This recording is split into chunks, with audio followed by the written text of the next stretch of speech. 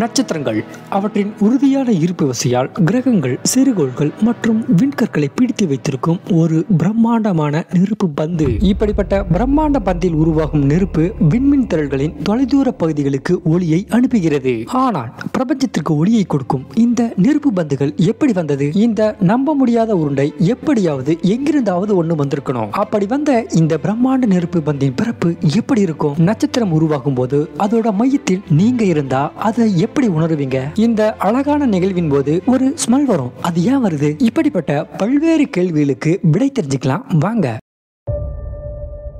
நமது Milky Way Galaxy சுமார் 1,00,000 ஒளியாண்டு தொலைவிற்கு பரவி இருக்கு. இப்படி பறந்து விரிந்து இருக்கும் மில்கிவே கேலக்சியில மட்டும் சுமார் 200 பில்லியன், அதாவது 20,000 கோடி நட்சத்திரங்களுக்கு மேல் இருக்கலாம். விண்வெளியில் இருக்கும் ஒரு சின்ன இடத்திலேயே சுமார் 20,000 கோடிக்கு மேல நட்சத்திரங்கள் இருக்குன்னா இந்த முழு பிரபஞ்சத்தில் எவ்வளவு நட்சத்திரம் இருக்கும் அப்படின்னு கற்பனை பண்ணி பாருங்க. இத ஒரு வினாடி யோசிச்சா நமக்கு தலையே சுத்த வைக்கும். அந்த அளவுக்கு இந்த பிரபஞ்சத்தில் எண்ணிலடங்கா நட்சத்திரங்கள் இருக்கு. உதாரணமா இப்போ நீங்க இரவு வானத்தை எங்க பாக்குறீங்க அப்படிங்கறத பொறுத்து உங்களோட வெறும் கண்களாலேயே சுமார் 5,000 நட்சத்திரங்களை பார்க்க முடியும். இப்படி இருக்கும்போது நமது மில்கிவே கேலக்சியில மட்டும் ஒவ்வொரு ஆண்டும் 7 நட்சத்திரங்கள் பிறக்கின்றன. இதுவே நமது முழு பிரபஞ்சத்தில் தோராயமா ஒரு வினாடிக்கு 3,182 புதிய நட்சத்திரங்கள் பிறக்கின்றன அப்படின்னு ஒரு ஆய்வுல சொல்லப்பட்டிருக்கு. இருந்தாலும் இத துல்லியமா சொல்வது அப்படிங்கிறது கொஞ்சம் கடினம் தான். குறைவாகவும் இருக்கலாம், இதை விட சற்று அதிகமாகவும் இருக்கலாம். ஆனால் இத நினைவில் வச்சுக்கோங்க, நமது மில்கிவே கேலக்சி உருவானதிலிருந்து இன்று வரை நட்சத்திரங்கள் உருவாக காரணமாக இருந்த பொருட்கள், அதாவது தூசுக்களும் வாயுக்களும் 50 முதல் 70% பயன்படுத்தப்பட்டுள்ளது. இருந்தாலும் புதிய நட்சத்திரங்கள் எல்லா நேரங்களிலும் உருவாகிக்கிட்டே தான் இருக்கு. இப்போ இந்த பிரம்மாண்ட நெருப்பு பந்தின் பிறப்பை காண பிரபஞ்சத்தில் உள்ள பல ஸ்டார் நர்சரிஸ், அதாவது நட்சத்திரம் உருவாகும் இடத்திற்கு போக வேண்டியிருக்கும். இதுதான் நெபுலா. இந்த நெபுலாக்களை நட்சத்திரங்கள் உருவாக்கும் தொழிற்சாலை அப்படின்னே சொல்லலாம். நெபுலாக்கள் வாயு மற்றும் தூசிகளால் ஆனது. இதில் இருக்கும் வாயுக்கள் பெரும்பாலும் ஹைட்ரஜன் மற்றும் ஹீலியம் அணுக்களால் ஆனது. மேலும் ஆக்சிஜன், கார்பன், நைட்ரஜன் போன்ற கனமான தனிமங்களும் சிறிய அளவில் இருக்கு. இப்படிப்பட்ட நெபுலாக்களில் இருக்கும் வாயுக்களும் தூசிகளும் பல மில்லியன் ஒளியாண்டு தொலைவிற்கு பறந்து விரிந்து இருக்கும். ஓகே, நமது மில்கிவே கேலக்சியில் சுமார் 1,344 ஒளியாண்டு தொலைவில் உள்ள ஒரு பிரபலமான ஸ்டார் நர்சரி தான் இப்போ நம்ம ஆய்வு செய்ய போறோம். இதுதான் ஓரியன் நெபுலா. இங்குதான் ஒரு நட்சத்திரம் பிறப்பதற்கு தேவையான எல்லா பொருட்களையும் கண்டுபிடிக்க போறோம். ஓகே, நெபுலாவின் நடுவில் நீங்க இருந்தீங்கன்னா அது நமது பூமியில் இருக்கும் மேகங்களுக்கு இடையில் இருப்பது போல ஒரு உணர்வை உங்களுக்கு கொடுக்கும். அதாவது நீங்க 200 வெவ்வேறு வகையான மூலக்கூறுகளால் சூழப்படுவீங்க. இந்த 200 வெவ்வேறு வகையான மூலக்கூறுகளில் மிக முக்கிய மூலக்கூறான ஹைட்ரஜன், ஹீலியம் போன்ற அதிக அளவிலான லேசான தனிமங்களும், மிக நுண்ணிய அளவில் ஆக்சிஜன், கார்பன், நைட்ரஜன், சிலிக்கான், இரும்பு போன்ற கனமான தனிமங்களும் இருக்கு. இதில் ஹைட்ரஜன் தான் ஒரு நட்சத்திரம் உருவாவதற்கு முக்கியமான முதல் மூலக்கூறாகவும், அதோட நெபுலாவில் எந்த ஒரு அணுக்களையும் விட இந்த ஹைட்ரஜன் அணுக்கள் தான் அதிகமா இருக்கு அப்படிங்கறதையும் மனசுல வச்சுக்கோங்க. மேலும் இந்த ஹைட்ரஜன் அணுக்கள் தான் பிரபஞ்சத்தில் உருவான முதல் அணு அப்படிங்கறதையும் மனசுல வச்சுக்கோங்க. ஓகே, நட்சத்திரம் உருவாவதற்கு ஹைட்ரஜன் ஏன் முதல் முக்கியமான ஒரு மூலக்கூறா இருக்கு? ஏன்னா எல்லா மூலக்கூறுகளையும் விட ஹைட்ரஜன் தான் மிகவும் லேசான தனிமம். இதுவே கார்பன், ஆக்சிஜன், நியான், சிலிக்கான் போன்ற தனிமங்கள் மிகவும் கனமான தனிமங்கள். இந்த கனமான தனிமங்கள் உருவாவதற்கு அதிகமான அழுத்தம் தேவைப்படும். ஆனால் புதியதாக உருவாகும் ஒரு நட்சத்திரத்தில் இப்படிப்பட்ட கனமான தனிமங்கள் ஃபியூஷன் ஆகிற அளவுக்கு, அதாவது அணுக்கரு இணைவு ஏற்படும் அளவிற்கு போதுமான அழுத்தம் இருக்காது. இத கொஞ்சம் புரியுற மாதிரி சொல்லணும்னா, ஏற்கனவே ஹைட்ரஜன் லேசான தனிமம் அப்படின்னு சொல்லியிருந்தேன். இந்த லேசான தனிமத்திற்கு குறைந்த அழுத்தம் இருந்தா போதும், உடனே அணுக்கரு இணைவு ஏற்பட்டு வெப்பம் வெளியேற்றப்படும். ஓகே, ஒரு நட்சத்திரத்திற்குள் இந்த நிகழ்வு எப்படி நடக்கும் அப்படிங்கறத சுருக்கமா பார்த்துடலாம். முதலில் நட்சத்திரம் உருவாகும் போது லேசான தனிமமான ஹைட்ரஜன் அணுக்கள் ஃபியூஸ் ஆகி ஹீலியம் அணுக்களா மாறும். இந்த நிகழ்வு முடிந்த பிறகு அங்கு மேலும் அதிக அழுத்தம் உருவாகும். அடுத்ததா ஹீலியம் அணுக்கள் ஃபியூஸ் ஆகி கார்பன் அணுக்களா மாறும். பின்பு மீண்டும் மையத்தில் அழுத்தம் அதிகரித்து கார்பன் அணுக்கள் ஃபியூஸ் ஆகி ஆக்சிஜனா மாறும். இப்படி ஒவ்வொரு கட்டத்திலையும் அழுத்தம் அதிகமாகும் போது ஒரு தனிமம் ஃபியூஸ் ஆகி மற்றொரு தனிமமா மாறும். இப்போ உங்களுக்கு ஓரளவுக்கு புரிஞ்சிருக்கும் ஒரு நட்சத்திரம் உருவாவதற்கு முதல் முக்கிய தனிமமா ஹைட்ரஜன் ஏன் இருக்கு அப்படின்னு. ஓகே, இப்போ நம்முடைய காணொளியோட தலைப்பிற்கு வந்துடலாம். நெபுலாக்கள் ரொம்பவே குளிரா இருக்கும்.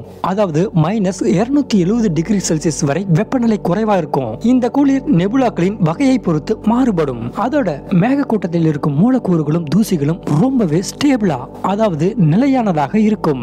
ரொம்ப குளிராகவும் மூலக்கூறுகள் நிலையானதாகவும் இருக்கிற ஒரு இடத்துல எப்படி நட்சத்திரங்கள் உருவாக போகுது? கவலைப்படாதீங்க, இந்த இடம் ரொம்ப சீக்கிரமாவே நிலையற்றதாகவும் சூடாகவும் மாறப்போகுது. இப்போ திடீரென ஒரு வெடிப்பால் நீங்க தாக்கப்படுவீங்க.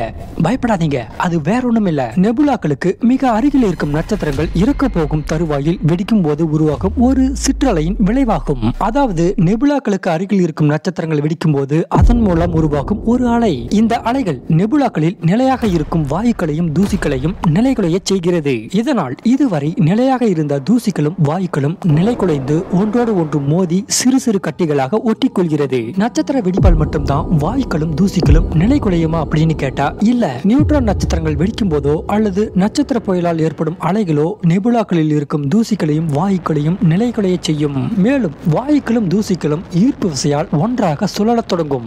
இந்த நிகழ்வு தான் நட்சத்திரம் உருவாவதற்கு தொடக்கமாயிருக்கு. சரி, ஈர்ப்பு விசையே இல்லாத ஒரு இடத்தில் எப்படி வாயுக்களும் தூசுகளும் சிறு சிறு கட்டிகளா ஒட்ட ஆரம்பித்தது? நெபுலாக்களில் ஈர்ப்பு விசை மேகத்திற்குள் உள்ள வாயு மற்றும் தூசி துகள்களின் நிறை மூலம் உருவாகிறது. பொதுவா நிறையுள்ள எந்த ஒரு பொருளுக்கும் ஈர்ப்பு விசை இருக்கு. கண்ணுக்கு தெரியாத வாயுக்களில் இருக்கும் அணுக்களாகட்டும் அல்லது தூசிகளாகட்டும் இவற்றிற்கும் நிறை இருக்கு அப்படிங்கறத மனசுல வச்சுக்கோங்க. இப்படி நிறையுள்ள இரண்டு பொருட்கள் இயற்கையாகவே ஈர்ப்பு விசையால் ஒன்றையொன்று ஈர்க்கின்றன.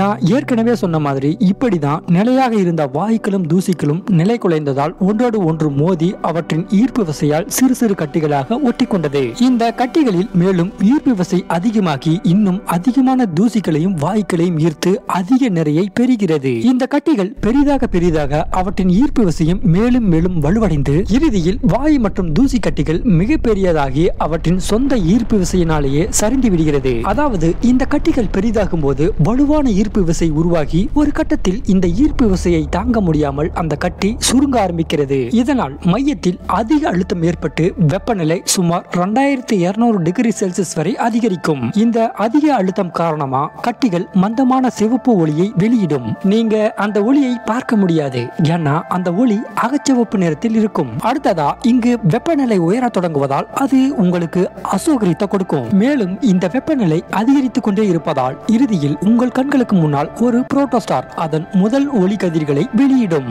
எஸ், இந்த நிலையை தான் புரோட்டோஸ்டார் அப்படின்னு சொல்லப்படுது. ஓகே, கொஞ்சம் வெயிட் பண்ணுங்க.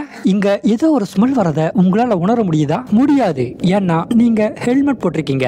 அதோட இந்த இடம் வெற்றிடமாக இருப்பதால் அந்த வாசனையை உங்களால் உணர முடியாது. இருந்தாலும் அந்த வாசனை மிகவும் அருவருப்பானதாக இருக்கும். உங்களை சுற்றியுள்ள சேர்மங்களின் கலவைகளை பொறுத்து அதன் வாசனை எலுமிச்சை அல்லது ஆல்கஹால் போன்ற வாசனைகளை உருவாக்கலாம். ஆனால் கவனமா இருங்க, இந்த பேபி ஸ்டார் பொருட்களை உள்நோக்கி இழுப்பதோ வாசனைகளை வெளியிடும் வேலைகளை மட்டுமே செய்யாது. ஒவ்வொரு முறையும் அதன் துருவ பகுதியில் கதிர்வீச்சை அதிவேகத்தில் வெளியிடும். மேலும் இவை சுற்றியுள்ள வாயுக்களுடன் தொடர்பு கொள்ளும் போது பிரகாசமாக ஒளிரும். அடுத்ததா இந்த புரோட்டோஸ்டார் ஒரு கட்டத்தில் அதன் சொந்த ஈர்ப்பு விசையால் சரிந்துவிடும். அதாவது புரோட்டோஸ்டாரின் நிறை மேலும் அதிகரிக்கும் போது மீண்டும் வலுவான ஈர்ப்பு விசை உருவாகும். இந்த ஈர்ப்பு விசையை தாங்க முடியாமல் மேலும் மையப்பகுதி சுருங்க ஆரம்பமாகும். இப்படி சுருங்கும் போது அதன் மையப்பகுதி கிட்டத்தட்ட 5 மில்லியன் டிகிரி செல்சியஸ் வரை வெப்பமாகும். இந்த நிலையை அடைந்தவுடன் பேபி ஸ்டாரின் முதல் நியூக்ளியர் ஃபியூஷன், அதாவது முதல் அணுக்கரு இணைவை பார்ப்பீங்க.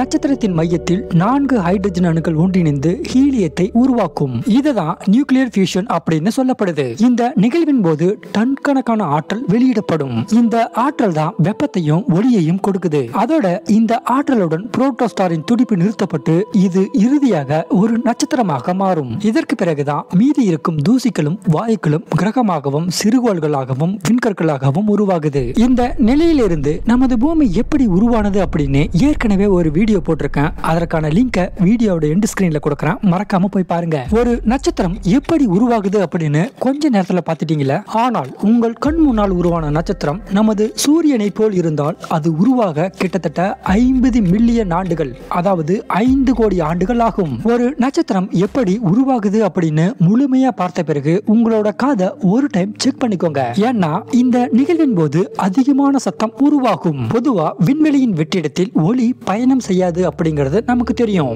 ஆனால் வாயு மற்றும் தூசி நிறைந்த இந்த ஸ்டெல்லார் நர்சரியில ஒளி அலைகள் பயணிக்க ஒரு மீடியம் இருக்கலாம். இந்த மீடியம் மூலம் ஒளி அலைகள் பயணித்து அது உங்கள் காதுகளை செவிடாக்கலாம். நமது சொந்த சூரியனில் உருவாகும் சத்தத்தை கேட்க முடிந்தால் பூமியில் தொடர்ந்து சைரன் சத்தம் போல கேட்டுக்கொண்டே கேட்டுக்கொண்டே இருக்கும். ஆனால் சூரியனில் உருவாகும் சத்தத்தை பூமிக்கு கடத்தும் அளவிற்கு இடையில் போதுமான காற்று போன்ற எந்த ஒரு ஊடகமும் இல்லை. அதனாலதான் நாம் பூமியில் நிம்மதியாக வாழ்கிறோம்.